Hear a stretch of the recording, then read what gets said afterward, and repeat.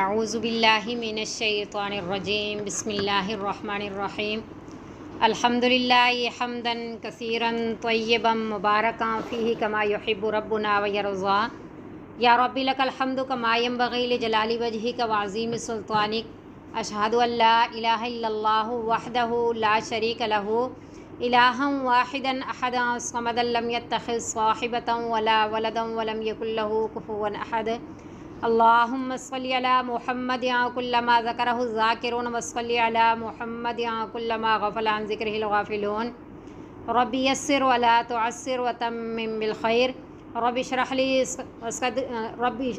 لی صدری ویسر لی امری واحلل عقدۃ من لسانی یفقہوا قولی رب زدنی علما کثیرا نافعا حسبنا اللہ نعم الوکیل نعم المولا ونعم النصیر لا حول ولا قوة الا باللہ العلی العظیم وما توفیقی الا باللہ علیہ توکلت والیہ انیب سبحانک لا علم لنا الا ما علمتنا انک انت العلیم الحکیم بسم اللہ الرحمن الرحیم۔ ہم پڑھ رہے تھے پارہ نمبر 4 سورۃ النساء۔ اس صورت میں شروع سے ہی ہم نے پڑھا کہ زیادہ تر حقوق العباد کا تذکرہ ہے اور گھریلو جو مسائل ہیں یتیموں کے بارے میں اور خواتین کے بارے میں، تو آگے بھی وراثت کا شروع ہو رہا ہے اور وراثت کے مسائل بھی زیادہ تر یہی خواتین اور یتیموں کی وجہ سے ہی، خیر وہ تو سارے اللہ رب العزت نے کلی طور پہ بیان فرما دیے۔ للرجال نصیب مما ترک الوالدان والاقربون، مردوں کے لیے بھی نصیب حصہ ہے، مما اس مالیت سے، ترک الوالدانی جو چھوڑا والدین نے، والاقربون اور نزدیک کے رشتہ داروں نے، وللنساء اور عورتوں کے لیے بھی نصیب حصہ ہے، مما اس مالیت سے، مال سے، تارکا جو چھوڑا، الوالدانی والدین نے، والاقربون اور نزدیک کے رشتہ داروں نے، مما اس سے، قلّ تھوڑا ہو، منہ اس سے، مما اس چیز میں سے، قلّ تھوڑا ہو، منہ اس سے، او کثر یا زیادہ، نصیباً مفروضہ حصہ ہے مقرر شدہ۔ پہلے عرب میں بھی اور عجب میں بھی ایسا ہی سلسلہ تھا کہ پہلی بات تو یہ ہے کہ خواتین کے، یتیموں کے، یہ جو ضعیف تھے، صنف نازک ہے، صنف ضعیف ہے، یتیم ہیں، عورتیں ہیں، پہلی بات تو ان کا حصہ مانا ہی نہیں جاتا تھا کہ ان کے لیے بھی کوئی حصہ ہو سکتا ہے، اور اگر مان بھی لیا جاتا تو اس کی ادائیگی نہیں کی جاتی تھی، اور اگر ادائیگی ہو بھی جائے تو اس کی حفاظت کی کوئی صورتیں نہیں تھیں۔ اللہ رب العزت نے سورہ نساء کے پہلے رکوع میں ہی یتیم کے مال کی حفاظت بھی فرمائی بہت تاکید کے ساتھ، اور حصہ بھی یعنی یتیموں کا، لڑکیوں کا حصہ ہوتا ہے، اور پھر اس کی حفاظت بھی اولیاء کے ذمے لگائی، ورثاء کے ذمے لگائی۔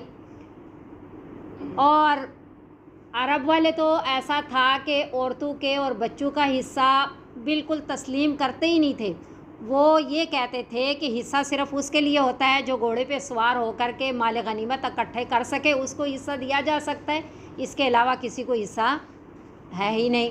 تو اللہ رب العزت نے ان آیات میں بہت تفصیل کے ساتھ ورثاء کا بھی تذکرہ فرمایا، اور جس کو جتنا حصہ ملتا ہے ان حصوں کا بھی اللہ رب العزت نے تذکرہ فرمایا۔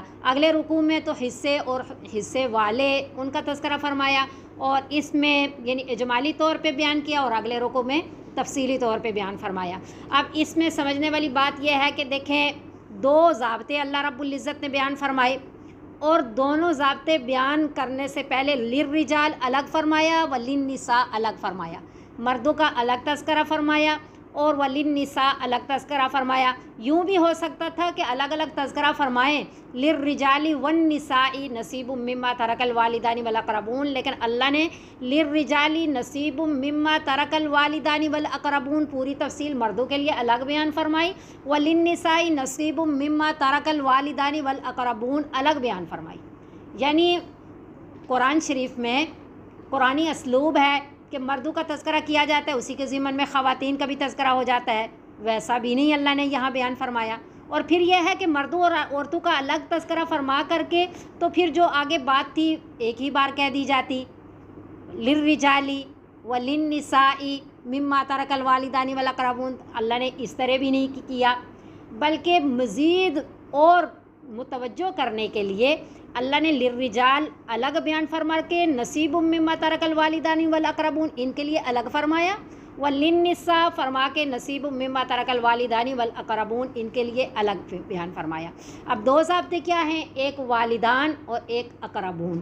والدان سے مراد رشتہ ولادت ہے، یعنی اولاد اور والدین کا آپس میں جو رشتہ ہے، اور اقربون سے یہ رشتہ بھی مراد ہے اولاد اور والدین کا، اور رشتہ زوجیت بھی مراد ہے بیوی اور شوہر کا، اور عام جو رشتہ داری ہے بہن بھائیوں کی وہ بھی مراد ہے۔ الاقربون میں سارے ہو گئے، لیکن والدان اللہ نے الگ تذکرہ فرمایا کہ اولاد اور جو والدین کا رشتہ ہے نا سب سے پہلا اور سب سے اہم اور بلا واسطہ رشتہ ہے، اس کے درمیان میں کوئی واسطہ نہیں ہے اور ہے بھی نسبی۔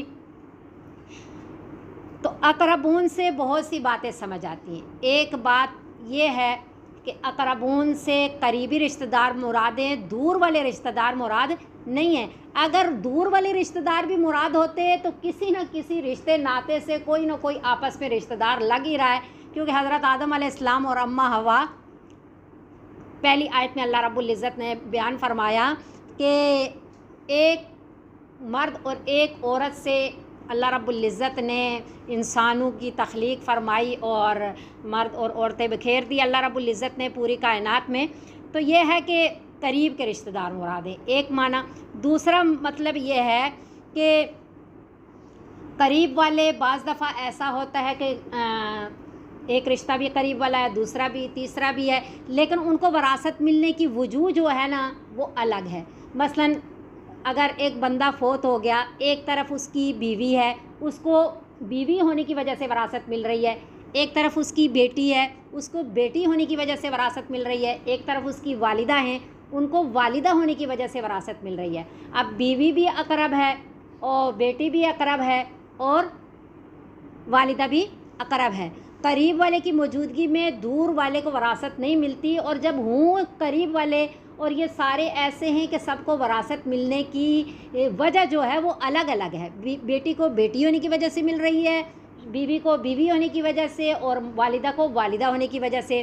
اگر باپ ہے تو باپ ہونے کی وجہ سے اس کو وراثت مل رہی ہے۔ لیکن اگر ایک وراثت ملنے کا سبب ایک ہی ہے تو قریب والے کی موجودگی میں پھر دور والے کو نہیں ملتا۔ مثال کے طور پہ اگر ایک بندہ فوت ہو گیا اور اس کا بیٹا ہے اور پوتا بھی ہے تو بیٹے کی موجودگی میں پوتے کو وراثت نہیں ملتی۔ اسی طرح باپ موجود ہے، دادا بھی موجود ہے، تو باپ کو مل رہی ہے تو دادے کو نہیں ملے گی، دادا کو، کیونکہ دادا کو بھی وراثت ملنے کا سبب وہی ہے باپ ہونا۔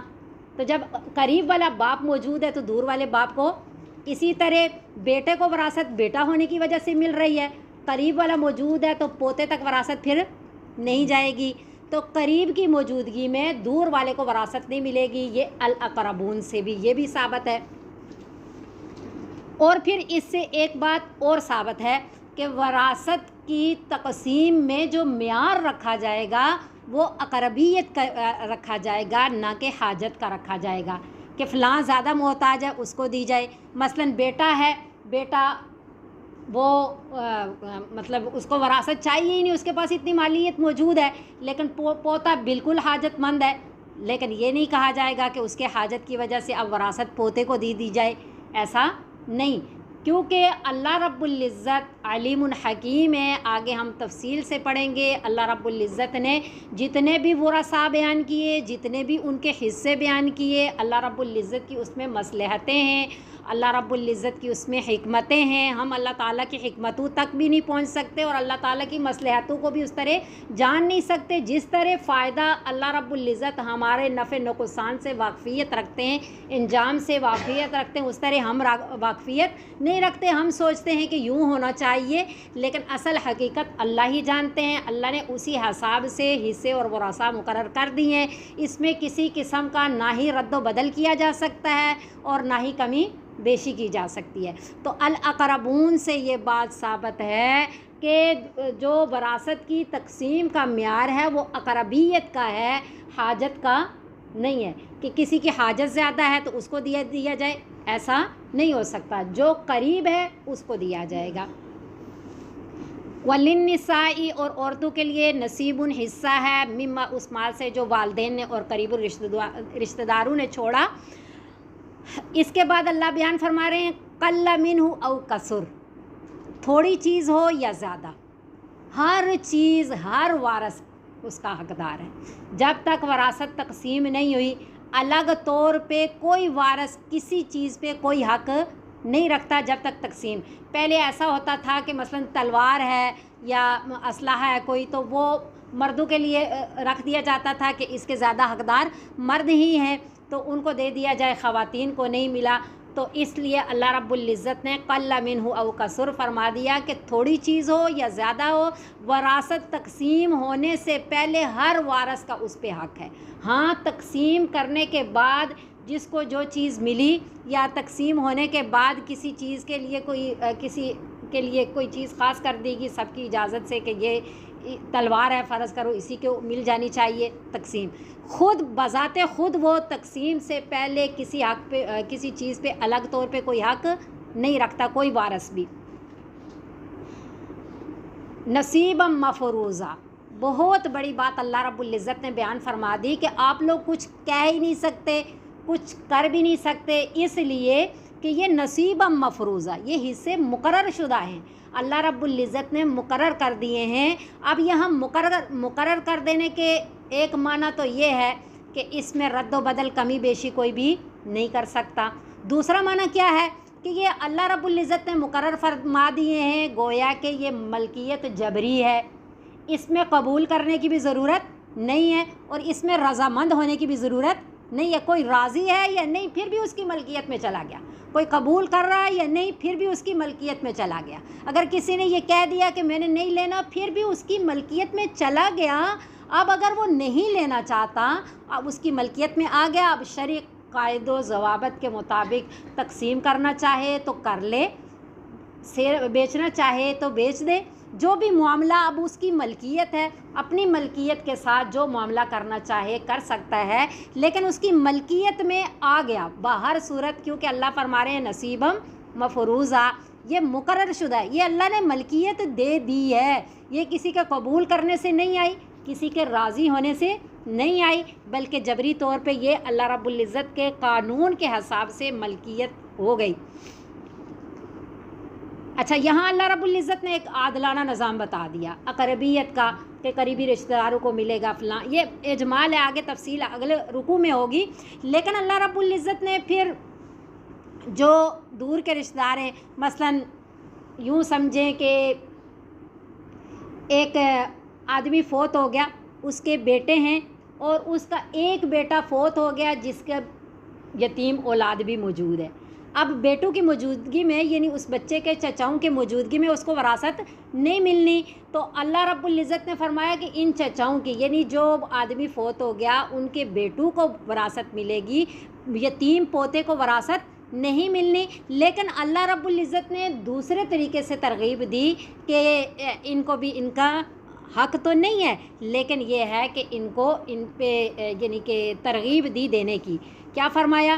وَإِذَا حَضَرَ الْقِسْمَةَ، جب حاضر ہوں تقسیم کے وقت اُولُو الْقُرْبَى، قریبی رشتہ دار، یعنی وہ والے رشتہ دار جو غیر مورث سے، جو وارث نہیں ہے، اگر وہ بھی موجود ہے، وراثت تقسیم ہو رہی ہے، جن کو وراثت ملنی ہے ان کو وراثت مل رہی ہے، اور ایسے رشتہ دار بھی تقسیم کے وقت موجود ہیں، مثلاً بیٹوں کو مل رہی ہے، وہ یتیم پوتے بھی بیچ میں بیٹھے ہوئے ہیں اور وہ موجود ہیں، یا والیتامى، اور قریبی رشتہ دار ہیں، نہیں دور کے رشتہ دار جو غیر وارث ہیں وہ موجود ہیں، اور یتیم موجود ہیں اور مسکین موجود ہیں، تو اللہ درس دے رہے ہیں، اللہ ترغیب دے رہے ہیں، فرما رہے ہیں فَارْزُقُوهُم مِّنْهُ، پس ان کو بھی عطا کرو، ان کو بھی کھلاؤ، منہ اس سے، اور کھلاؤ بھی یعنی ان کو بھی دو، वक़ूलू और कहो लहुम उनसे क़ौलन मारूफ़ा बहलाई की बात। दो बातें अल्लाह रब्बुल इज़्ज़त ने फरमाई, एक तो उनको दो, दूसरा ये है कि साथ उनके बहलाई वाली बात भी कहो। देने से क्या मुराद है? अल्लाह रब्बुल इज़्ज़त फरमा रहे हैं कि जिस तरह व आतू हक़्क़हू यौम हसादी, कि कटाई के दिन जो है ना, तुम्हें चाहिए कि फसल कट रही है तो जो मस्कीन वगैरह हों तो उनको दे दिया कर। तो यहाँ अल्लाह ये फरमा रहे हैं कि जिसका मफ़हूम ये है कि ये विरासत जो तुम्हें मिली बग़ैर तुम्हारी कोशिश के, मेहनत के, बिल्कुल यूँ समझो कि हिबे के तौर पे मिल गई। इसमें तुम्हें कोई तंगी तकलीफ़ नहीं हुई, कोई परेशानी नहीं हुई, कोई मेहनत नहीं करनी पड़ी, ऐसे ही मिल गई। तो ऐसे ही यूं ही कोई चीज़ मिले तो फिर दिल में आता है कि अल्लाह रब्बुल इज़्ज़त के रास्ते में ख़र्च कर देना चाहिए। और अल्लाह रब्बुल इज़्ज़त के रास्ते में ख़र्च करने का ये बेहतरीन मौका और बेहतरीन लोग मौजूद हैं। तो मौके से फ़ायदा उठा करके इनको अल्लाह रब्बुल इज़्ज़त के रास्ते में ख़र्च करने की नीयत से इनको कुछ दे दो। वरासत में इनका हक़ नहीं है, लेकिन अल्लाह तरगीब दे रहे हैं कि उनको आपको माल बिल्कुल मुफ्त मिला, आपको कोई मेहनत नहीं करनी पड़ी, आपको कोई कोशिश कुछ भी नहीं करना पड़ा। तो आप ये है कि बतौर सदका अल्लाह रब्बुल इज़्ज़त के रास्ते में ख़र्च करने की नीयत से आप उनको दे दो, अल्लाह तरगीब दे रहे हैं। और फिर ये है कि ऐसा भी है कि जो वारस नहीं है उनको कुछ दिया जाए, थोड़ा बहुत दिया जाए, अल्लाह रब्बुल इज़्ज़त के रास्ते में ख़र्च करने की नीयत से दिया जाए। तो वो कहें कि बाकियों को तो ज़्यादा मिला, मुझे क्यों थोड़ा मिल रहा है, मेरा भी हिस्सा बनता है। तो अल्लाह फरमा रहे हैं कि फिर उनका हिस्सा तो नहीं बनता, आप उनको हिस्सा तो नहीं दे सकते, शरई लिहाज से उनका हिस्सा मुकर्रर नहीं है। तो आप उन्हें फिर अच्छी बात कह दें, आप उन्हें कहें कि आपका हिस्सा तो नहीं है, लेकिन ये जो आपको दिया जा रहा है ये आपकी खुशी के लिए दिया जा रहा है, अल्लाह रब्बुल इज़्ज़त के रज़ा और खुशनुदी के लिए दिया जा रहा है। और फिर किसी किस्म का मस्कीन है, दूसरे हैं, एहसान ना जितलाएं, अल्लाह रब्बुल इज़्ज़त के रास्ते में दें। और वल यख्शल्लदीना, और चाहिए कि यतीमों के बारे में डरें वो लोग, अल्लाह ताला के अहकाम की मुखालिफत करने से वो लोग डरें कि लौ तरकू मिन खल्फिहिम, अगर छोड़ जाएं वो अपने पीछे ज़ुर्रियतन ज़िआफ़न, कमज़ोर औलाद, खाफू डरें वो अलैहिम, उनके बारे में, यानी कि किसी यतीम के बारे में। यहाँ अल्लाह क्या फरमा रहे हैं, जब यतीम के साथ मामला करने लगें तो उस वक़्त मुवाजना किया करें कि जब फ़र्ज़ करें मैं दुनिया से चला जाऊं और मैं अपने पीछे कमज़ोर तरीन औलाद छोड़ करके जाऊं, तो मेरे दिल में भी ये बात है कि मेरी औलाद के साथ कोई भी जुल्म ना करे, मेरी औलाद के साथ कोई भी ज़्यादती ना करे, और मेरी औलाद के साथ हुस्न सलूक से पेश आया जाए। तो फिर आप लोग भी दूसरों की औलाद के बारे में भी ऐसा ही मामला करें। आज किसी दूसरे के बच्चे यतीम हैं, कल आपके बच्चे भी यतीम हो सकते हैं। अल्लाह फरमा रहे हैं वल यख्शल्लदीना, और चाहिए कि डरें वो लोग, यानी यतीमों के बारे में अल्लाह ताला के अहकाम की मुखालिफत करने से डरें कि लौ तरकू मिन खल्फिहिम, अगर छोड़ जाएं वो अपने पीछे ज़ुर्रियतन ज़िआफ़न, कमज़ोर औलाद, खाफू डरें वो अलैहिम, उन पर, यानी उनके बारे में डरें। तो फल यत्तकुल्लाह, बस चाहिए कि डरें वो अल्लाह ताला से। अच्छा ये वल यत्तकुल्लाह, और बस चाहिए कि डरे वो अल्लाह ताला से। वल यक़ूलू क़ौलन सदीदा, और कहें क़ौलन सदीदा, दुरुस्त बात। दो बातें हैं, एक तो डरे अल्लाह ताला से, और एक है वल यक़ूलू क़ौलन सदीदा, कहें दुरुस्त बात। डरने से मतलब ये है कि फ़ेली तौर पे उन्हें कोई नुकसान न पहुँचाएँ, फ़ेली तौर पे, और कौली तौर पे भी कोई ऐसी बात उन्हें ना कहें कि जो उनकी तकलीफ़ का ज़रिया हो। और फिर क़ौलन सदीदा से मुराद उनकी तालीम व तरबियत भी है कि उनकी अच्छी तालीम व तरबियत करें। इन्नल्लज़ीना, बेशक वो लोग, याकुलूना, जो खाते हैं, अमवालल यतीमा, यतीमों के अमवाल को, जुल्मन, जुल्म करते हुए, इन्नमा याकुलूना, बेशक वो खाते हैं, फ़ी बुतूनिहिम, यानी डालते हैं, खाते हैं अपने पेटों में, नारन, आग, वसयस्लौना सईरा, और अनकरीब पहुँचेंगे वो, पहुँचेंगी उनको सईरा, शोल वाली आग। यहाँ याकुलूना के बारे में कि खाते हैं से मुराद हर किस्म का तसर्रुफ़, किसी किस्म का उनके माल के साथ तसर्रुफ़ किया तो वो सारा मुराद है, सिर्फ़ खाना पीना मुराद नहीं है। दूसरी बात यह है कि अपने पेटों में आग भरते हैं, ये कनाया नहीं है। बाज़ फरमाते हैं बुज़ुर्ग के कनाया है, कि यूं ही कनाए के तौर पे गोया कि जिस तरह आग होती है तो इस तरह ये माल इनका इस्तेमाल किया तो गोया कि अपने पेटों में आग भरी। और बाज़ मुफस्सिरीन फरमाते हैं कि ये कनाया नहीं है बल्कि हकीकत है। दुनिया में जो भी इंसान अच्छे आमाल करता है तो वो आमाल दिखने में नज़र नहीं आते, लेकिन हकीकत में वो जन्नत के फूल फल हैं। और जो बुरे काम करते हैं जो उनको सज़ा मिलनी है ज़ाहिरी तौर पे नज़र नहीं आती, लेकिन वो जहन्नुम की आग होती है, जहन्नुम की सज़ाएं होती हैं। बिल्कुल इसी तरह जैसे माचिस हाथ में हो, वो जलती हुई नज़र तो नहीं आती है, लेकिन ज़रा सी रगड़ की ज़रूरत है, रगड़ेंगे तो जलना शुरू हो जाएगी। इसी तरह वो हकीकत में जहन्नुम की आग ही है, बस मरने की और आखिरत में पहुँचने की ज़रूरत है। और ववजदू मा अमिलू हाज़िरा भी कुरान शरीफ में अल्लाह ने फरमाया कि वो अपने आमाल को बिल्कुल हाज़िर सामने देखेंगे, यानी वो असल सूरत में मौजूद होंगे। जिस जिस किस्म का गुनाह था उसी हिसाब से वो सज़ाएं सामने होंगी।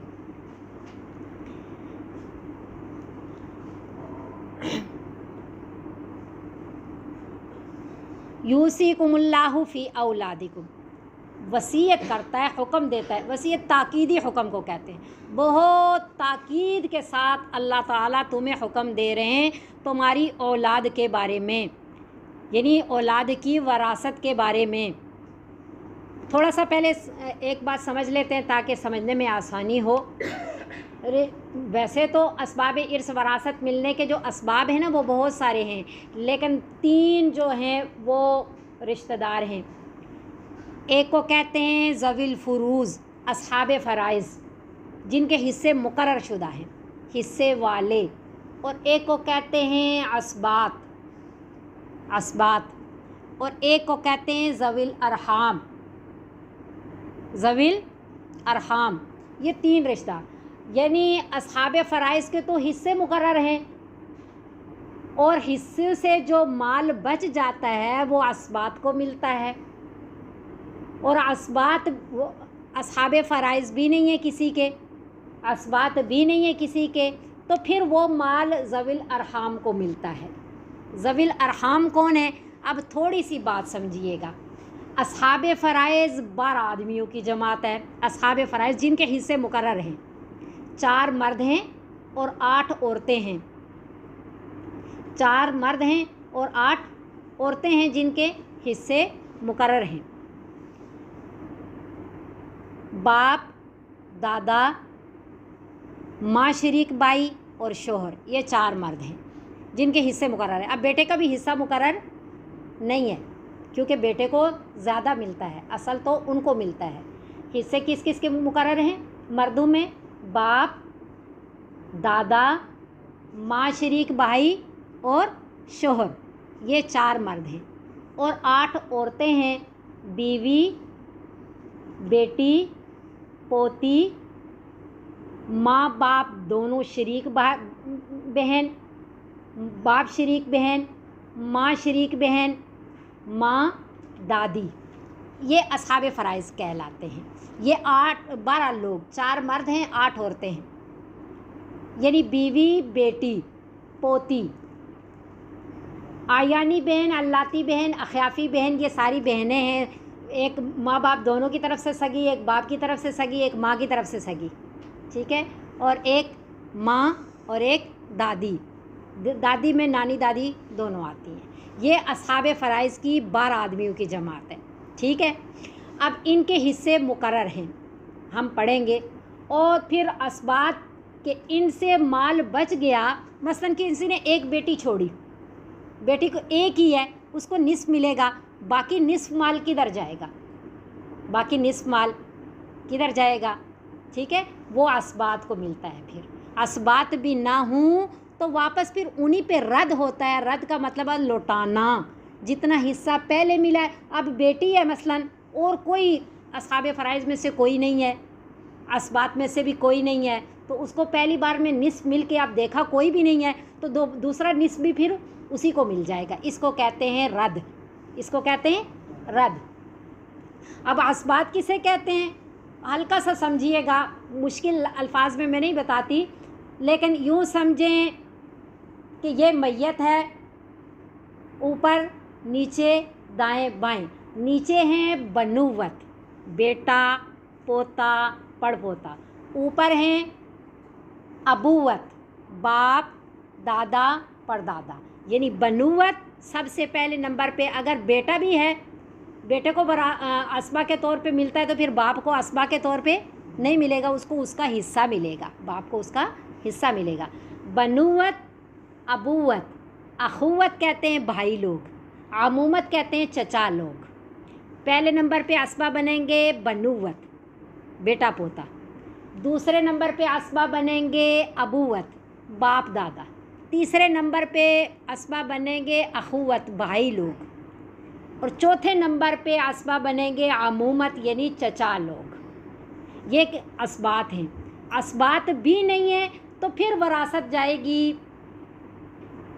दोबारा, यानी असहाब फ़राइज़ हैं ही नहीं, क्योंकि असहाब फ़राइज़ को मिलने के बाद असबात को मिलता है, असबात नहीं है तो वापस असहाब फ़राइज़ पे रद्द होता है। असहाब फ़राइज़ की मौजूदगी में कभी भी ज़विल अरहाम को माल नहीं मिल सकता। अब ज़विल अरहाम कौन है?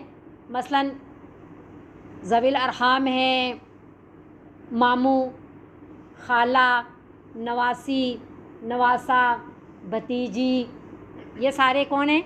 ये ज़विल अरहाम कहलाते। इन तक तो माल बहुत मुश्किल से कहीं जाके पहुंचता है, तो इनका इतना तज़करा नहीं है। तो तीन तरह के वरासा हैं, तीन तरह के। एक को कहते हैं असहाब फ़राइज़ जिनके हिस्से मुकर्रर हैं, एक को कहते हैं असबात जिनको बाकी मानदा मिलता है। यानी असहाब फ़राइज़ अगर माल छोड़ दें, हिस्सों के हिसाब से ले लिया, बाकी बच गया, तो बाकी सारे का सारा कौन ले लेता है? असबात। और असबात भी नहीं है, असहाब फ़राइज़ भी नहीं है, तो फिर ज़विल अरहाम को जा कर के माल मिलता है।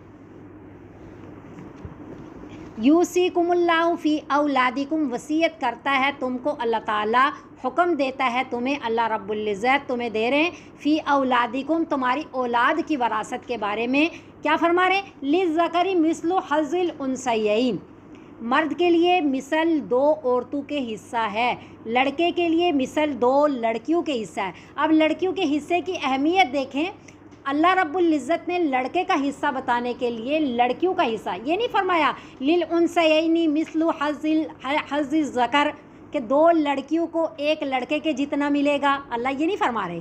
दो लड़कियों भी अल्लाह कह सकते थे कि दो लड़कियों को कितना मिलेगा? जितना एक लड़के को मिलेगा। अल्लाह ने यूँ नहीं कहा, अल्लाह ने कहा जितना दो लड़कियों को मिलता है उतना एक लड़के को मिलेगा। यानी लड़कियों के हिस्से के साथ लड़के के हिस्से की पहचान अल्लाह ने करवाई। असल हिस्सा जो बयान किया अल्लाह ने किसका?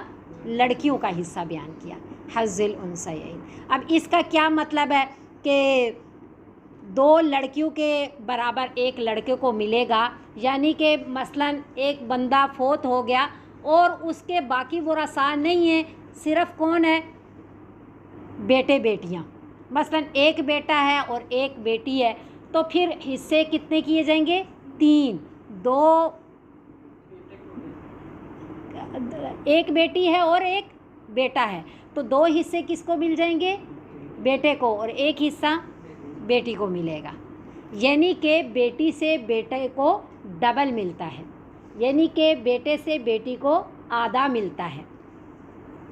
फ़इन कुन्ना निसाअन, पास अगर हैं लड़कियां ही, औरतें ही हैं, साथ भाई नहीं है, बेटा नहीं है, फ़ौक़ स्नतैनी, दो से ऊपर, दो भी और दो से ऊपर भी, क्योंकि दो का यहाँ तज़करा नहीं है। फ़ौक़ स्नतैनी, दो तो लाजमी बात है, दो को इतना ही मिलना है, फिर अल्लाह ने दो से ऊपर का तज़करा फरमाया। और हदीस में और नबी सल्लल्लाहु अलैहि वसल्लम के मामूल में है कि दो बेटियों को भी क्या नाम है, सुलुसान दिलवाया गया। ठीक है, वो एक रवायत मिलती है हज़रत जाबर रज़ी अल्लाह ताला अन्हु की। वो फरमाते हैं कि हम एक दफ़ा एक जगह से गुज़रे, वहाँ एक अंसारी औरत थी, तो वो उसके साथ दो बेटियां थी, तो वो कहने लगी कि ये साबत बिन कैस रज़ी अल्लाह ताला अन्हु की बेटियां हैं जो ग़ज़वा उहद में नबी सल्लल्लाहु अलैहि वसल्लम आपके साथ शरीक थे, शहीद हो गए। अब इनके जो चचा हैं उन्होंने सारा माल ले लिया है और कुछ भी इनके लिए नहीं दे रहे, तो जब तक इनके पास कोई माल नहीं होगा तो इनसे कोई निकाह भी नहीं करेगा। तो नबी सल्लल्लाहु अलैहि वसल्लम ने फरमाया कि अल्लाह रब्बुल इज़्ज़त तुम्हारे बारे में कोई हुक्म ज़रूर नाज़िल फरमाएंगे। और फिर ये आयात नाज़िल हुई, तो नबी सल्लल्लाहु अलैहि वसल्लम ने उनको बुलाया, तो फिर जो है जो साबत बिन कैस की बीवी थी उनको 8वां हिस्सा दिलवाया, और जो 2 बेटियां थीं उनको 2/3 दिलवाया, और बाकी जो बचा, ज़ाहिरी बात है बनुवत में भी कोई नहीं, अबूवत में भी कोई नहीं, अखुवत में भी कोई नहीं, तो उन बड़ी बच्चियों का चाचा था ना, चाचा, तो उनको कितना मिला? वो बच्चियों का चाचा, मैयत का चाचा वो होता है, हाँ, तो उसको बाकी बतौरे असबा मिल गया, ठीक है, बाकी जितना माल बचा। तो गोया के औलाद की विरासत मिलने की 3 हालतें हो गई। 3 हालतें कैसे हुई? अगर बेटा और बेटी हैं तो फिर क्या होगा? हिस्सा बेटे को डबल मिलेगा और एकरा लड़की को मिलेगा, बेटी को मिलेगा। एक हिस्सा लड़की को, 2 हिस्से लड़के को। अगर बेटा नहीं है साथ, बेटी एक है, तो उसको कितना मिलेगा? निस्फ, आधा मिलेगा। और अगर 2 या 2 से ज़्यादा बेटियां हैं और साथ बेटा नहीं है तो उनको 2/3 मिलेगा। 2/3 क्या मतलब? सुलुसान कहते हैं। 2/3 सुलुसान, यानी अगर 30 लाख रुपया है ना, तो 30 लाख में से 20 लाख, 30 लाख में से 20 लाख 2/3 बनता है, वो बेटियों में तकसीम हो जाएगा बराबर सराबर के हिसाब से। तो औलाद को वरासत मिलने की कितनी हालतें हैं? 3 हालतें हैं। बेटा बेटी दोनों हैं तो लिज़्ज़करी मिस्लु हज़्ज़िल उन्सयैन के कायदे के मुताबिक कि बेटे को 2 गुना मिलेगा, बेटी को 1 गुना मिलेगा। और अगर बेटी एक है तो उसको निस्फ मिलेगा, और अगर 2 या 2 से ज़्यादा हैं तो उनको सुलुसान मिलेगा, यानी 2/3 मिलेगा। कुल माल के फिर 3 हिस्से किए जाएंगे, 2 हिस्से उनमें तकसीम हो जाएंगे और 1 हिस्सा बाकी वरासा को दिया जाएगा। फ़इन कुन्ना निसाअन, पस अगर हैं लड़कियां फ़ौक़ स्नतैनी, 2 या 2 से ज़्यादा, फ़लहुन्ना, पस उनके लिए सुलुसान है, 2/3 है, मा तारा का जो मैयत ने छोड़ा। व इन कानत वाहिदतन, और अगर एक ही लड़की है, एक ही बेटी है, तो फ़लहन निस्फ, पस उसके लिए निस्फ है। ये हो गई औलाद की वरासत। औलाद की वरासत के बाद अब वालदैन की वरासत का तज़किरा है। अल्लाह फरमा रहे हैं वली अबवैही, और वालदैन के लिए, माँ बाप दोनों के लिए, लिकुल्लि वाहिदिन, हर एक के लिए, मिनहुमा, उन दोनों में से, एक ही सुदुस में वो दोनों शरीक नहीं होंगे। बाप के लिए अलग सुदुस, माँ के लिए अलग सुदुस, क्योंकि अल्लाह क्या फरमा रहे हैं? लिकुल्लि वाहिदिन मिनहुमा, इन दोनों में से हर एक के लिए अस्सुदुसु, 6ठा हिस्सा है, मिम्मा, उस माल में से, तारा का जो मैयत ने छोड़ा।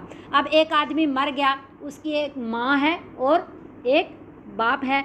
इन कान लहू वलद, साथ शर्त भी देखें, अगर मैयत की औलाद है, एक बंदा मर गया, उसके वालदैन भी हैं, उसकी औलाद भी है, उसकी औलाद भी है, उसके वालदैन भी हैं, तो माँ को भी 6ठा हिस्सा मिलेगा और बाप को भी 6ठा हिस्सा। 6ठा हिस्सा यानी 30 लाख में से 5 लाख। 6ठा हिस्सा क्या बनेगा? 30 लाख में से 5 लाख। 30 लाख में से 5 लाख मिलेंगे माँ को, 5 लाख मिलेंगे बाप को, तब जब मैयत की अपनी औलाद भी मौजूद है। और बाकी माल जो है, बेटे बेटियां हैं तो जो हम तरीका पढ़ाए हैं उसी तरह फिर उस तरीके के मुताबिक बाकी माल जो है वो औलाद में तकसीम हो जाएगा। 30 लाख में से 5 लाख बाप के, 5 लाख माँ के, और बाकी औलाद के दरमियान तकसीम हो जाएगा। फिर आगे वालदैन का ये एक सूरत हो गई, एक हालत। दूसरी क्या है? फ़इल्लम यकुल्लहु वलदुन ववरिसहु अबवाहु फली उम्मिहि सुलुस, पस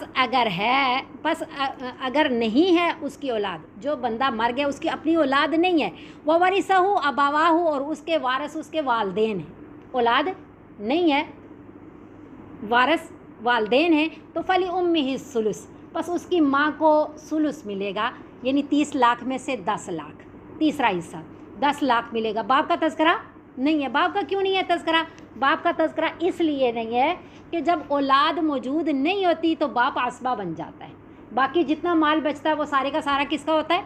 बाप का। यानी सुलुस मिलेगा तो माल के 3 हिस्से किए जाएंगे, यानी 30 लाख में से 10 लाख माँ को मिल जाएंगे, तो बाकी 20 किसको मिलेंगे? बाप को मिलेंगे, क्योंकि औलाद नहीं है, तो बाकी माल किसको मिलेगा? बाप को मिलेगा। इसको कहते हैं बतौरे असबा। जितना भी छोड़ा वो आसान है, जो हिस्सा मुकर्रर नहीं है। बाप का हिस्सा मुकर्रर है कब? जब औलाद मौजूद है। औलाद मौजूद नहीं है तो बाप का हिस्सा नहीं है, फिर बाप ज़्यादा लेता है असबा के तौर पे ज़्यादा। जिस तरह बेटे का हिस्सा मुकर्रर नहीं है, बेटा ज़्यादा लेता है माल, इसलिए उसका हिस्सा मुकर्रर नहीं है। बेटा वालदेन और औलाद कभी भी महरूम नहीं होते, महरूम नहीं होते। फ़इन काना लहू इख्वतुन, अगर मैयत के पहली सूरत क्या पढ़ी है कि वालदेन हैं, साथ औलाद भी है, तो वालदेन को छठा छठा हिस्सा मिलेगा। दूसरी सूरत ये पढ़ी है कि औलाद है ही नहीं तो माँ का हिस्सा ज़्यादा हो जाएगा ना, पहले 5 लाख मिल रहा था, अब 10 लाख मिल रहा है, फिर क्या है बाप को 20 लाख मिल रहा है, क्योंकि औलाद मौजूद नहीं है और बहन भाई भी मौजूद नहीं है। अगर बहन भाई मौजूद हैं, अगर बहन भाई मौजूद हैं तो फिर क्या होगा, अब मैयत है ना, मैयत के एक साइड पे वालदेन है, एक साइड पे औलाद है और एक साइड पे बहन भाई हैं। अगर औलाद है तो छठा छठा वालदेन को मिलेगा, औलाद नहीं है तो माँ को 1/3 मिलेगा, बाकी यानी माँ बाप के दरमियान तकसीम हो जाएगा। 2 हिस्से बाप के हो जाएंगे, 1 हिस्सा माँ का। 3 हिस्से किए जाएंगे ना, 2 हिस्से किसके हो जाएंगे, बाप के, 1 हिस्सा माँ का। लेकिन अगर मैयत जो है उसके बहन भाई मौजूद हैं, औलाद तो मौजूद नहीं है लेकिन बहन भाई मौजूद हैं, तो फिर वरासत की तकसीम क्या होगी। अल्लाह फरमा रहे हैं फ़इन काना लहू इख्वतुन, पस अगर हैं उसके भाई, कई भाई, एक भाई या एक बहन हो तो तब ये तरीक़ाकार नहीं है, जब एक से ज़्यादा हूँ। इख्वतुन जमा का सीगा है। फली उम्मिही सुदुसु, बस उसकी माँ को सुदुस मिलेगा। मिन बादी वसीयती यूसी बिहा औ दैन, तो बाप को क्या, बाप अगर मौजूद है तो फिर उसको बतौर असबा मिलेगा। माँ का हिस्सा कम करने वाली औलाद भी है। माँ का असल हिस्सा क्या है, सुलुस, यानी 30 लाख में से 10 लाख मिलना। अगर औलाद मौजूद है फिर भी 5 लाख लेगी, और अगर बहन भाई मौजूद है फिर भी 5 लाख लेगी। माँ का हिस्सा कम करने वाली औलाद भी है, माँ का हिस्सा कम करने वाली मैयत के बहन भाई भी हैं। तो फली उम्मी सुदुस, माँ को सुदुस मिलेगा। मिन बादी वसीयती यूसी बिहा औ दैन, उस वसीयत के बाद जो वसीयत की इसके बारे में औ दैन या कर्ज़े और वसीयत की अदायगी के बाद यूँ वरासत तकसीम होगी। अब थोड़ी सी बात समझिएगा। क़ाला उलमाउना ततअल्लक़ु बितरीक़तिल मय्यिति हुक़ूक़ुन अर्बअतुन मुरत्तबतुन, हमारे उलमा फरमाते हैं कि मैयत का जो तरीक़ा है ना, मैयत की जो वरासत है उसके साथ 4 हुकूक बितरतीब मुताल्लिक़ हैं। जिस तरह इन हुकूक का ख्याल रखना ज़रूरी है, उसी तरह इनकी तरतीब का ख्याल भी रखना ज़रूरी है। इसी तरतीब से तकसीम हो। तरतीब क्या है, अल अव्वलु युबदउ बितकफ़ीनिही व तजहीज़िही मिन गैरि तबज़ीरिन वला तक़तीरिन, कि सबसे पहले जो इब्तदा की जाएगी ना उसकी वरासत में ख़र्चे की, कि क्या ख़र्च करें, तो उसका कफ़न दफन किया जाएगा, उसका कफ़न दफन, और उसके कब्र तक पहुंचाने में मैयत का जितना ख़र्चा है वो मैयत की वरासत से किया जाए। कोई अपनी मर्ज़ी से करे तो भले करे, लेकिन पहला उसके वरासत के साथ जो हक़ मुताल्लिक़ है वो उसका कफ़न दफन है। उसकी कब्र की खुदाई, उसका कफ़न, उसका नलाने में जो भी सामान या जिस चीज़ की भी ज़रूरत है, पहला उसके वरासत में से ये ख़र्चा किया जाएगा। एक अल अव्वल युबदउ बितकफ़ीनिही व तजहीज़िही मिन गैरि तबज़ीरिन वला तक़तीरिन, ना इसमें फ़ुज़ूल ख़र्ची की जाएगी ना इसमें कंजूसी की जाएगी। जिस तरह वो अपनी ज़िंदगी में रहता था, जिस कैफियत हालत में, उसी तरह उसका कफ़न भी देना उसका हक़ है। उसके बाद दूसरा क्या है, दूसरा वतुक़ज़ा दुयूनुहु मिन जमीइ मा बक़िया मिन मालिही, कि कफ़न दफन के बाद जो माल बाकी बचा उससे उसके कर्ज़ों की अदायगी की जाएगी। जितने भी उसने किसी के कर्ज़े देने थे, अगर कर्ज़ों में सारा माल ख़त्म हो गया तो वरासा को वरासत नहीं मिलेगी, क्योंकि वरासा को वरासत मिलने से पहला हक़ है कि उसके कर्ज़ों की अदायगी की जाए, और कर्ज़ों की अदायगी के बाद उसकी वसीयत का नफाज होगा कि जो उसने वसीयत की है वो नाफज की जाएगी। अब कफ़न दफन भी हो गया, बाकी माल जो बचा उससे कर्ज़ों की अदायगी भी हो गई, फिर जो बाकी माल बचा उसके 1/3 से वसीयत हो सकती है। मसलन बाकी माल फ़र्ज़ करें 30 लाख रुपया बचा, 30 लाख ही की मिसाल दे रही हूँ कि इसमें तहाई वगैरह निकालनी आसान। 30 लाख तो 20 लाख की अगर उसने वसीयत की है तो वो उसकी वसीयत नाफिज की जाएगी। अगर उसने कुल माल की वसीयत की है तो वो वसीयत नाफिज नहीं होगी। 1/3 वसीयत उसकी ज़रूर पूरी की जाएगी।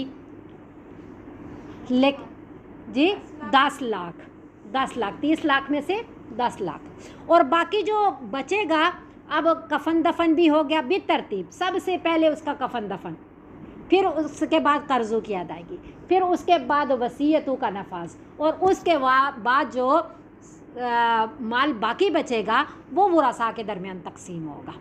अगर हाँ किसी का कर्ज़ा भी नहीं है, वसीयत भी नहीं की, तो कफन दफन के बाद फिर क्या होगा, फिर वरासा के दरमियान वरासत तकसीम की जाएगी। इसलिए अल्लाह ने फरमाया मिन बादी वसीयतिन यूसी बिहा औ दैन, कि उस वसीयत की अदायगी के बाद, या कर्ज़े हैं तो उसकी कर्ज़ों की अदायगी के बाद वरासत तकसीम होगी। अब यहाँ पे एक और बात समझे, यहाँ अल्लाह ने वसीयत का तज़किरा पहले फरमाया और कर्ज़े का बाद में। हालांकि कर्ज़े की अदायगी पहले है और वसीयत का नफाज बाद में है। हज़रत अली रज़ी अल्लाह ताला अन्हु ने फरमाया कि ये जो तुम तिलावत करते हो और तुम यहाँ वसीयत को पहले पढ़ते हो और कर्ज़ों की अदायगी को बाद में पढ़ते हो, तो इससे कभी भी वो अपने मतलब मुगालते में न लग जाना, क्योंकि नबी सल्लल्लाहु अलैहि वसल्लम का जो मामूल है वो ये है कि आप सल्लल्लाहु अलैहि वसल्लम ने कर्ज़ों की अदायगी पहले रखी और वसीयतों का नफाज बाद में रखा।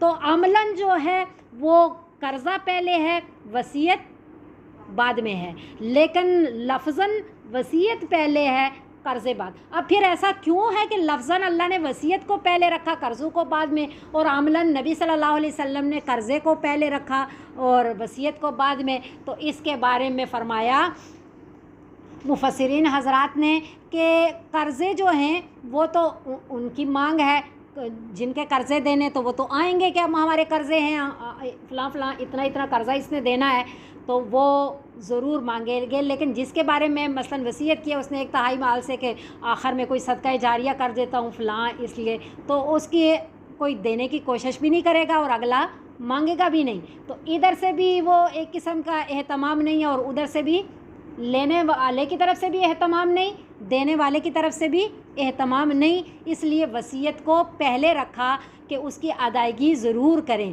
क्योंकि वो उसका हक़ है।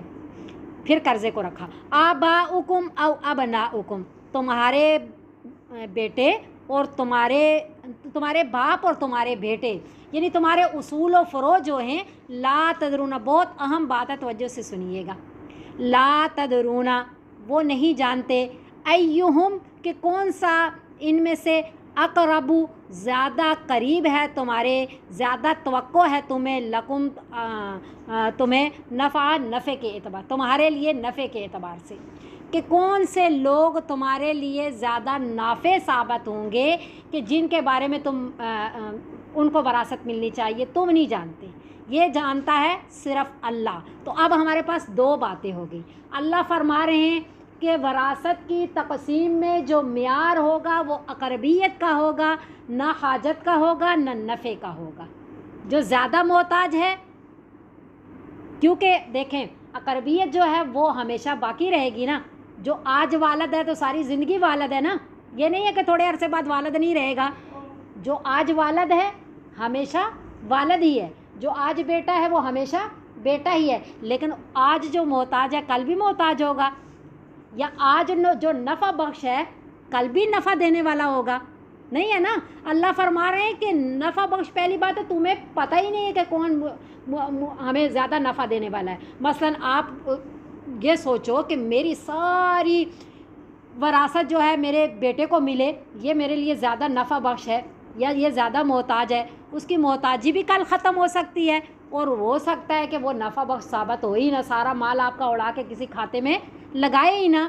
तो ना नफ़े को देखो ना हाजत को देखो, किसको देखो? जो मुस्तकिल चीज़ है, यानी अक़रबियत को देखो, रिश्ते को देखो। इसीलिए अल्लाह रब्बुल इज़्ज़त ने ये तुम्हारा ज़िम्मा लगाया ही नहीं है, तुम्हारे पे छोड़ा ही नहीं है। अल्लाह रब्बुल इज़्ज़त ने वरासत की तकसीम अपने ज़िम्मे ली, ख़ुद ही वरासा भी मुकर्रर किए, ख़ुद ही अल्लाह रब्बुल इज़्ज़त ने हिस्से भी मुकर्रर किए, और जो म्यार रखा वो अल्लाह ने अकरबियत का रखा, ना ही हाजत का रखा और ना ही नफ़े का रखा, क्योंकि तुम्हें पता ही नहीं है।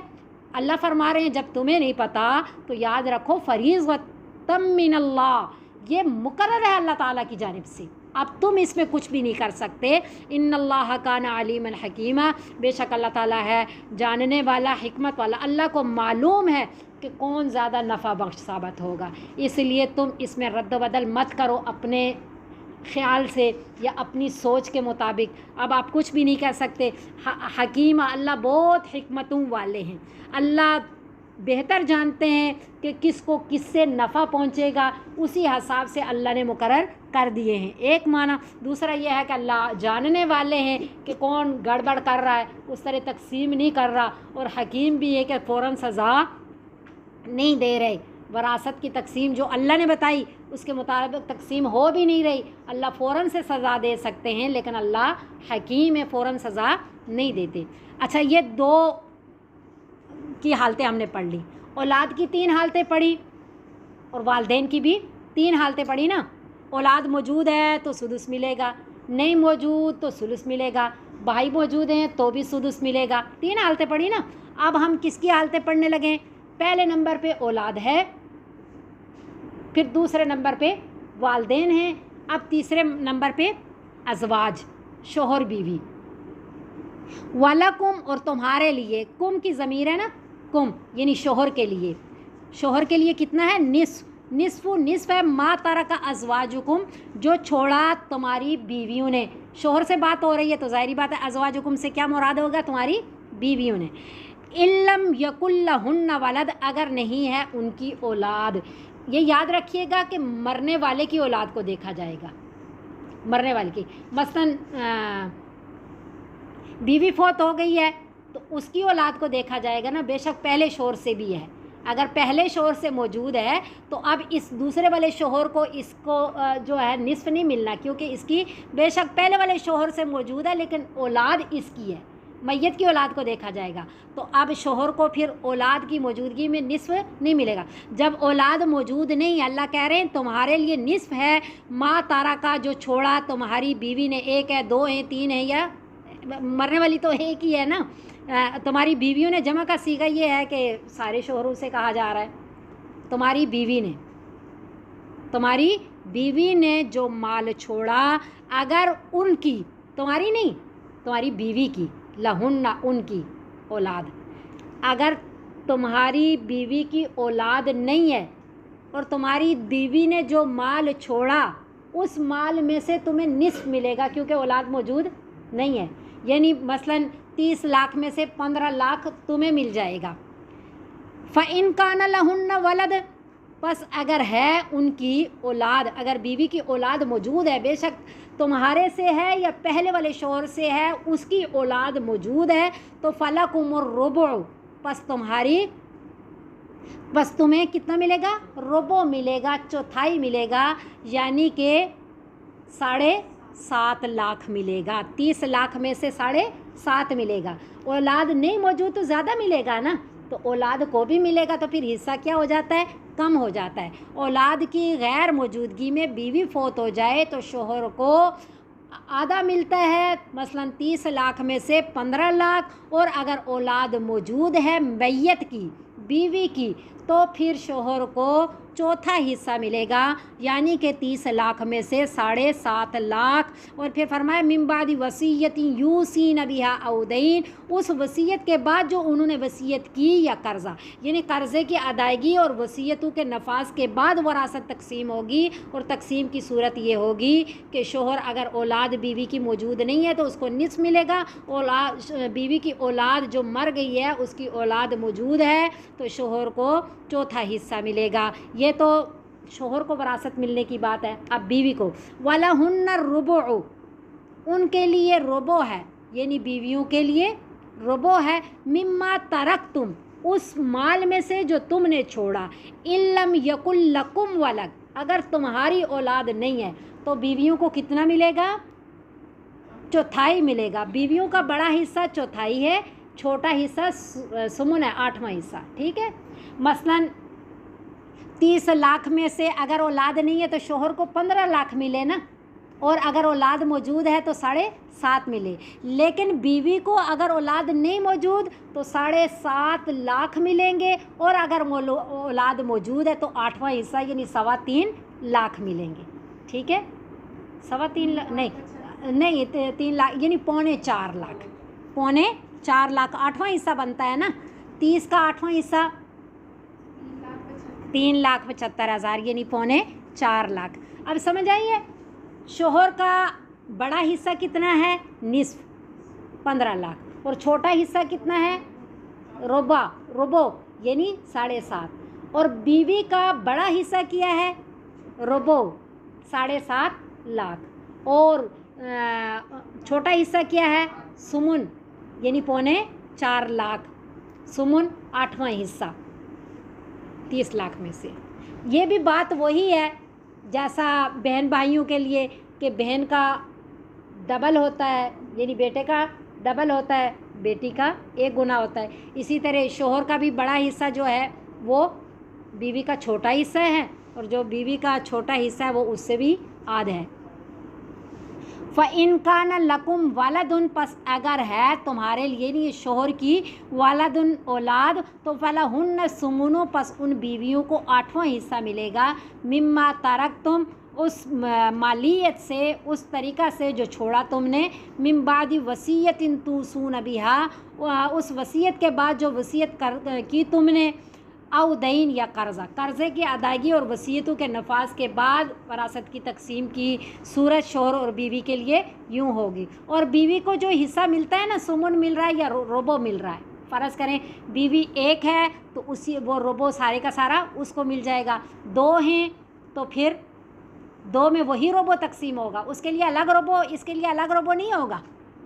और 3 हैं, 4 हैं तो वो चारों की चारों एक ही रोबो के अंदर शरीक होंगी, सब के लिए अलग अलग रोबो नहीं होगा। जिस तरह बाप के लिए अलग सुदुस था, माँ के लिए अलग सुदुस था, ऐसा नहीं है, बल्कि बीवियाँ 1, 2, 3, 4 जितनी भी हैं एक ही रोबो और एक ही सुमुन में शरीक होंगी।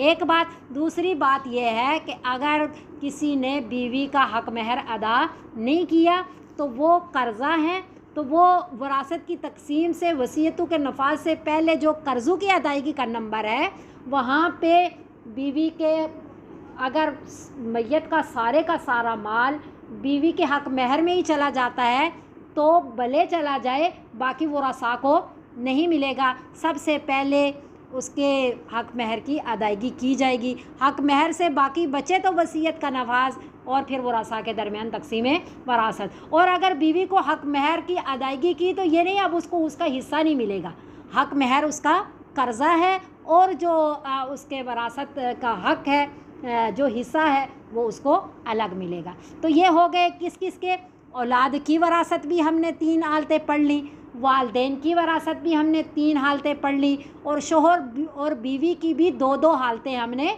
पढ़ ली। अब जो वरासत बयान हो रही है वो मैयत के बहन भाइयों की। याद रखिएगा कि यहाँ जो वरासत बहन भाइयों की बयान हो रही है ये अख़याफ़ी बहन भाई मुराद हैं। अख़याफ़ी बहन भाई किसे कहते हैं, जो माँ शरीक बहन भाई होते हैं, क्योंकि वो असबा नहीं बन सकते। असबा क्योंकि वो असबा वो बनता है जो असबा पट्ठे को कहते हैं, जो ख़ानदान का हो, जो मर्द हजरात से निस्बत रखता हो, यानी बाप शरीक या माँ बाप दोनों शरीक, या जैसे मैंने बनुवत, अबूवत, अखुवत, अमूमत बताया ना, तो ये माँ शरीक बहन है, तो ये असबा नहीं बनते, वरासत में इन्हें हिस्सा बहन भाई होने की वजह से मिलेगा। तो यहाँ जो वरासत बहन भाइयों की बयान हो रही है वो माँ शरीक बहन भाई हैं। जो इस सूरत के आखिर में जिन बहन भाइयों की बयान हो रही है वो सगे बहन भाई हैं, आयानी बहन भाई या अल्लाती बहन भाई, ठीक है। अब व इनका ना रजुलन, अगर है आदमी यानी जो मैयत है, जो मरा, यूरसु कलालतन, जिसकी वरासत तकसीम की जा रही है वो क्या है, कलाला है। کلالہ کسے کہتے ہیں؟ کلالہ کے بہت سارے معنی ہیں.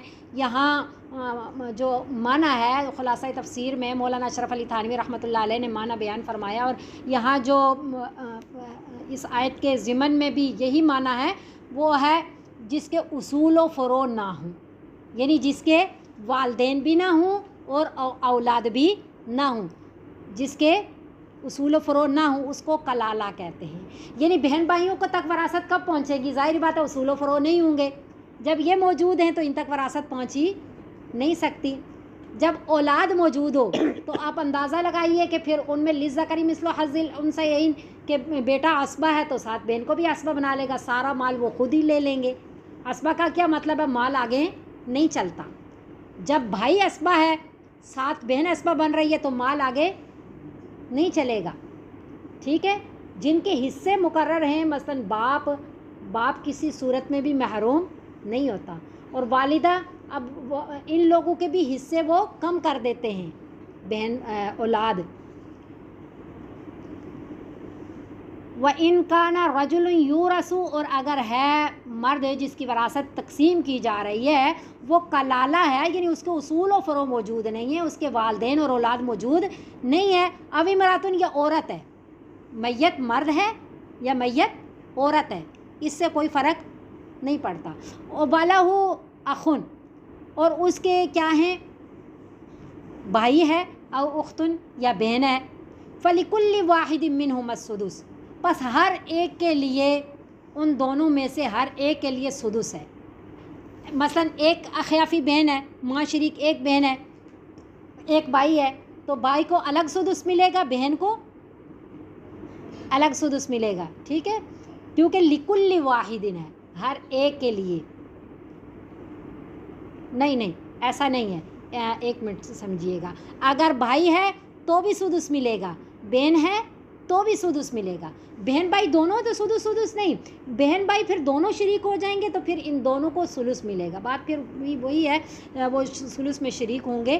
لیکن یہ ہے کہ ایک کا مطلب یہ ہے کہ بھائی ہے تو بھی سدس ملے گا, بہن ہے تو بھی سدس ملے گا. حالانکہ اصول کیا ہے, بھائی کو بہن سے ڈبل ملتا ہے. جب آیانی بہن بھائی آئیں گے تو بھی ان کا یہی ہے کہ جس طرح بہن بھائیوں میں وراثت, بیٹے بیٹی میں وراثت تقسیم ہے, وہی طریقہ کار بہن بھائیوں میں وراثت کا, کہ بھائی کو ڈبل ملے گا بہن سے. ٹھیک ہے. لیکن اخیافی بہن بھائیوں کے لیے ایسا نہیں ہے. جو ماں شریک بہن بھائی ہیں ان کے لیے ایسا نہیں ہے, ان کو ایک جیسا ملے گا. بھائی ہے تو بھی سدس ملے گا, بہن ہے تو بھی سدس ملے گے. فَإِنْ كَانُوا أَكْثَرَ مِنْ ذَلِكَ, پس اگر ہیں وہ زیادہ حصے, یعنی ایک سے زیادہ ہیں, تو فَهُمْ شُرَكَاءُ فِي الثُّلُثِ, پس وہ شریک ہوں گے ثلث میں. ان کو کتنا ملے گا؟ ثلث. 30 میں سے اگر ایک ہے تو سدس ملے گا, چھٹا حصہ یعنی 5 لاکھ. اور اگر زیادہ ہیں تو پھر ان کو 10 لاکھ مل جائے گا. ٹھیک ہے. ثلث من بعد وصیت یوصی بها او دین, اس وصیت کے بعد جو وصیت کی جاتی ہے جس کے بارے میں او دین یا قرض اور وصیت کی ادائیگی کے بعد, غیر مضار, نہ نقصان پہنچایا ہو. یہ وصیت کے بارے میں اور قرضوں کی ادائیگی میں غیر مضار کا لفظ ہے. اس کو سمجھیے گا کہ نقصان کیا. مثلا ایک آدمی ہے مرض الوفات میں ہے, اس کا کسی نے قرضہ دینا ہے, تو وہ کیا کہہ رہا ہے, میں نے لے لیا تھا, میں نے قرضہ, میرا کسی نے قرضہ نہیں دینا, وہ میں نے پہلے لے لیا تھا, وہ ختم خرچ بھی ہو گیا. یا پھر ایسا کہ مال موجود ہے لیکن وہ کہہ رہا ہے, کسی کو دینا چاہ رہا ہے, تو وہ کیا کہہ رہا ہے کہ یہ میرا مال نہیں ہے, یہ میں نے کسی کی امانت رکھی ہوئی ہے. اور مقصد کیا ہے, وصیت کرنے سے, امانت کا کہنے سے, قرضے لے لینے, یہ ایسی باتیں کرنے سے مقصد ورثاء کو کیا کرنا ہے, محروم کرنا ہے. ورثاء کو کی حق تلفی کرنی ہے, ان کو کم دلوانا ہے. بعض دفعہ ایسا ہوتا ہے نا کہ بھئی آدمی مرض الوفات میں ہوتا ہے, مال ہے, وہ چاہ رہا ہے کہ یہ سارا کا سارا انہی کو نہ ملے, بلکہ جو ہے کسی نہ کسی طریقے سے میں اپنے مال کو کہیں نکالوں. تو ایسے طریقے سے کوئی بھی صورت اختیار کی تو اس کو کیا کہا, غیر مضار. नुक्स तकलीफ़ पहुंचाया हुआ ना हो, ऐसी वसीयत अदा की जाए, ऐसे कर्ज़ों की अदायगी की जाए। एक नुकसान पहुंचा रहा है उसे मना किया जाए। जिस तरह नबी सल्लल्लाहु अलैहि वसल्लम ने हज़रत साद बिन अबी वक्कास ने कहा सारा माल कर दो, निस्फ़ कर दो, तो नबी सल्लल्लाहु अलैहि वसल्लम ने कितनी की इजाज़त दी थी? नबी सल्लल्लाहु अलैहि वसल्लम ने 1/3 वसीयत करने की इजाज़त दी और फरमाया कि तुम्हारी औलाद जो है पीछे है, ये बाद में लोगों के आगे हाथ फैलाए, इससे बेहतर नहीं है कि तुम इनके लिए माल छोड़ करके जाओ और सारा माल वसीयत मत करो। तो इसलिए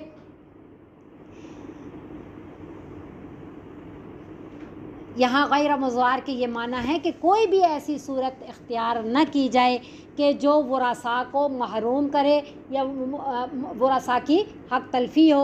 वसीयतम मिन अल्लाह, ये 3 बातें हो गई जो अल्लाह कह रहे हैं।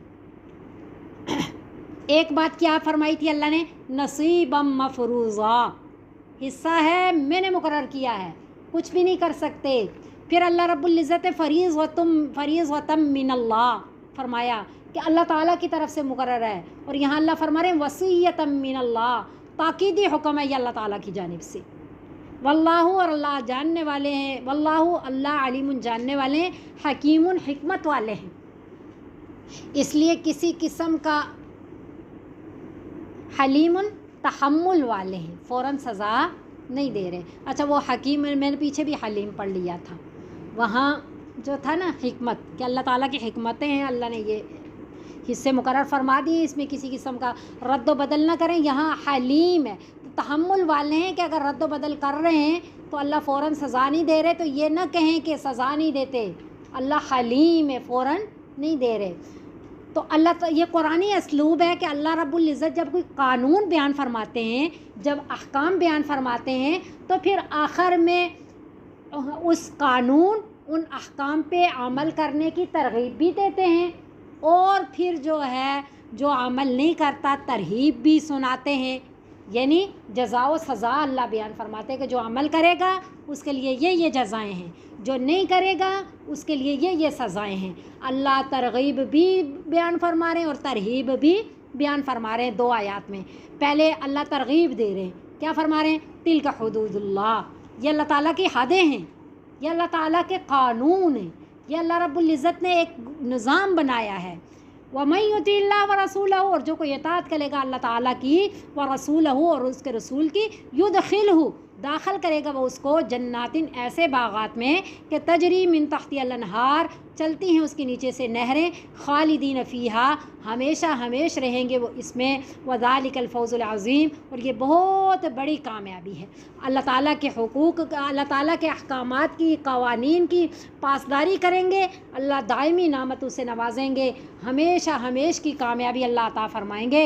लेकिन वमन यासिल्लाह, जो नाफरमानी करेगा अल्लाह ताला की, इन कवानीन की पासदारी नहीं करेगा, अपने आप को ज़्यादा अक्लमंद समझेगा और अपने ज़हन के मुताबिक फ़ैसले करेगा, अल्लाह फरमा रहे हैं वो नाफरमान है। उसने अल्लाह के कवानीन को छोड़ के अपनी अक़ल को सामने रखा और अपने हिसाब से उसने कवानीन मुरतब किए, वो नाफरमान है। और जो कोई नाफरमानी करेगा अल्लाह ताला की, व रसूलहू, और उसके रसूल की, व यतअद्दा हुदूदहू, और तजावज़ करेगा उसकी हुदूद से, युदखिलहू, दाखिल करेगा उसको, नारन, आग में, खालिदन, हमेशा रहने वाला होगा, फ़िया, इसमें, वलहू, और उसके लिए अज़ाबुन, ऐसा अज़ाब है, मुहीनुन, जो उसको रुसवा करके रख देगा। अल्लाह हमें महफूज फरमाए। इसमें चंद बातें और समझें, वो ये है कि वरासत की तक़सीम में फल्यत्तकुल्लाह, हमने पीछे पढ़ा भी है ना कि अल्लाह ताला के अहकामात की मुखालिफत में डरें। उसमें वहाँ पे अल्लाह रब्बुल इज़्ज़त वरासत की तक़सीम में डरने को कह रहे हैं कि जो वरासत तक़सीम कर रहे हैं ना, वो बहुत अल्लाह से डर करके वरासत को तक़सीम करें। उसमें गैर मुज़ार भी आ रहा है कि कोई ऐसी वसीयत कर रहा है उसको रोकें, हर हिसाब से वरासा को उनका हक़ दिलवाने की कोशिश करें। और फिर जो हक़ दिलवाने के लिए डरने को कहा गया, उसमें चंद बातों का ख्याल रखें। पहली बात तो ये है कि वरासत जब जूँ ही बंदा फ़ौत हो गया, اس کی ملکیت میں جو کچھ بھی ہے وہ اس کی وراثت ہے، چاہے وہ کسی کے پاس امانت رکھی ہوئی ہے، چاہے کسی کو قرضہ دیا ہوا ہے پاس موجود نہیں ہے لیکن اس کی ملکیت میں ہے، چاہے کسی کے پاس امانت رکھوائی ہوئی ہے وہ بھی اس کی ملکیت ہے، چاہے کسی کو قرضہ دیا ہوا ہے وہ بھی اس کی ملکیت ہے، تو جو کچھ بھی اس کی جو اس کی ملکیت میں ہے وہ اس کی وراثت بن گئی، اور اس وراثت میں اب اس کے ورثاء کا حق متعلق ہو گیا۔ اب اس وراثت کو تقسیم کرنے میں پہلی بات تو یہ خیال کریں کہ جو نابالغ ہیں ان کی اجازت معتبر نہیں ہے، جو موجود نہیں ہیں ان کی اجازت کے بغیر وراثت تقسیم یا وراثت میں کوئی بھی کچھ بھی کیا نہیں جا سکتا۔ اور تیسری بات یہ ہے کہ جو بالغین ہیں، جو بالغ ہیں، فرض کریں ابھی میت رکھی ہوئی ہے، میت کی وراثت ہے، آپس میں جو بالغ بہن بھائی ہیں وہ کہتے ہیں کہ چلو جی رشتہ داروں کے سامنے ہم یہ کرتے ہیں کہ ہم ابھی دیگ چڑھانی ہے، تم بھی یہ وراثت میں سے ہم لے رہے ہیں، تم راضی ہو؟ وہ کہتے ہیں ٹھیک ہے میں راضی ہوں۔ اگر نہ ہوا تو یہ رشتہ دار کیا کہیں گے کہ یہ اس کی اولاد نہیں ہے، وراثت اس کو مل رہی ہے اور ابھی کہہ رہا ہے نہیں، کیا پتہ وہ اس وجہ سے کہو کہ میں دیگ ہی نہیں چڑھانا چاہتا، لیکن سامنے وہ کیا کہہ رہا ہے کہ ٹھیک ہے میں بھی آپ میں شامل ہوں، یہ بھی اجازت معتبر نہیں ہے، کیونکہ ہم پیچھے پڑھ کے آئے ہیں کہ اجازت کے معتبر ہونے کے لیے طیب نفس ضروری ہے، نفس کی خوشی ضروری ہے، تو پتہ چلا ایسے موقع پہ بالغین کی بھی اجازت معتبر نہیں ہے کہ انہوں نے رکھ رکھاؤ کے لیے اجازت دے دی ہے، طیب نفس سے اجازت نہیں دی۔ دوسری بات یہ ہے کہ وراثت کی تقسیم سے پہلے جو اس کے کفن دفن کی میت کے لیے کہا گیا، اس میں بھی کفن دفن سے ہٹ کر کے کوئی بھی چیز استعمال کریں گے، مثلا یہ ہے کہ جو چادر بھی بنا دی جاتی ہے کفن میں، جو میت ہے اس کے عورت ہے تو 5 کپڑے، مرد ہے تو 3 کپڑے، اس میں سے کیا کیا جاتا ہے، ایک زائد چادر بھی بنا دی جاتی ہے جو میت کے اوپر رکھی جاتی ہے، وہ بھی کفن میں شامل نہیں ہو سکتی، وہ جو جس نے بنائی اس نے بھی سارے ورثاء کے حق میں اس نے حق تلفی کی ہے، اس کی بھی پوچھ گچھ ہوگی۔ اور بعض دفعہ ایسا ہے کہ مصلی بھی بنا دیا جاتا ہے امام صاحب کے لیے کفن کے کپڑے سے، تو وہ بھی جائز نہیں ہے۔ کوئی چیز بھی ہم نے ابھی پڑھا کہ چھوٹی سے چھوٹی چیز ہو یا بڑی ہو، وہ ورثاء کا سب کا حق، ایک سوئی بھی ہے نا تو اس میں سب کا حق شامل ہو گیا۔